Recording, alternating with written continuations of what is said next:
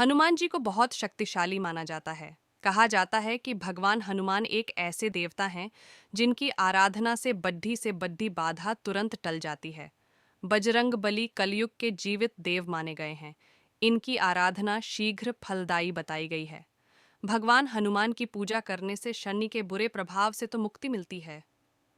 मान्यता है कि हनुमान जी अपने भक्तों की सारी पीड़ाएं और संकटों को दूर करते हैं। भगवान हनुमान का मात्र नाम लेने से ही बड़ी से बड़ी परेशानियां दूर हो जाती हैं। कहा जाता है कि हनुमान जी के नाम मात्र का उच्चारण करने से ही व्यक्ति सांसारिक सुखों को प्राप्त करता है। हनुमान को बजरंग बली, अंजनी पुत्र, पवन पुत्र, राम भक्त जैसे अनेकों नामों से जाना जाता है।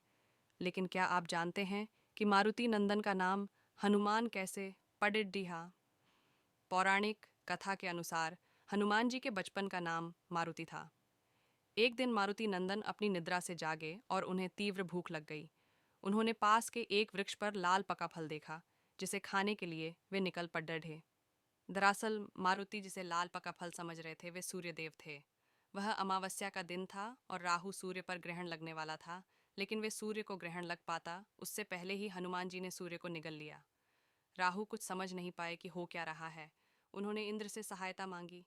इंद्रदेव के बार बार आग्रह करने पर जब हनुमान जी ने सूर्यदेव को मुक्त नहीं किया, तो इंद्र ने वज्र से उनके मुख पर प्रहार किया, जिससे सूर्यदेव मुक्त हुए। वहीं वज्र के प्रहार से पवन पुत्र मूर्छित होकर पृथ्वी पर आ गिरे और उनकी ठुड्डी टेर ही हो गई। जब पवन देवता को इस बात की जानकारी हुई तो वे बहुत क्रोधित हुए। उन्होंने अपनी शक्ति से पूरे संसार में वायु के प्रवाह को रोक दिया, जिसके परिणाम स्वरूप पृथ्वी पर जीवों में त्राहि त्राहि मच उठी। इस विनाश को रोकने के लिए सारे देवगण पवन देव से आग्रह करने पहुंचे कि वे अपने क्रोध को त्याग पृथ्वी पर प्राणवायु का प्रवाह करें। सभी देवताओं ने पवन देव की प्रसन्नता के लिए बाल हनुमान को पहले जैसा कर दिया और साथ ही बहुत सारे वरदान भी दिए। देवताओं के वरदान से बालक हनुमान और भी ज्यादा शक्तिशाली हो गए, लेकिन वज्र के चोट से उनकी ठुड्डी टेर ही हो गई, जिसके कारण उनका एक नाम हनुमान पड्ढा